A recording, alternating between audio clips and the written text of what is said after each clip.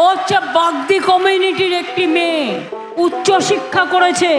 এই মেয়েটি জীবনে বিয়ে করেনি কেন জানেন? ভালো করে দলটা করবে বলে। গ্রাম সভা করেছে, পঞ্চায়েত সমিতি করেছে, জেলা পরিষদ করেছে, আজ পর্যন্ত কেউ তার নামে একটা কালির আঁচড় দিতে পারবে না। আমি 2010-তে টিএমসিতে জয়েন করেছি।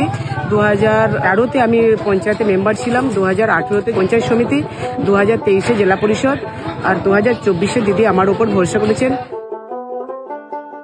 যেহেতু আমাকে মানুষ ভরসা করেছে, বিশ্বাস করেছে, আমি চাই আরো একবার বিশ্বাস করুক। আমি বুক চেতে মানুষের পাশে আছি, মানুষের পাশে ছিলাম, আছি, থাকবো। জোড়া ফুল প্রার্থী মমতা বন্দ্যোপাধ্যায়ের প্রার্থী, মামাটি মানুষের প্রার্থী, বাংলার প্রার্থী, আরামবাগের প্রার্থী মিতালি বাগকে আগামী 20 তারিখ মাথা উঁচু করে ঘাসের উপর জোড়া ফুল চিহ্নে ভোট দিয়ে আপনারা বিপুল ভোটে জয়যুক্ত করবেন।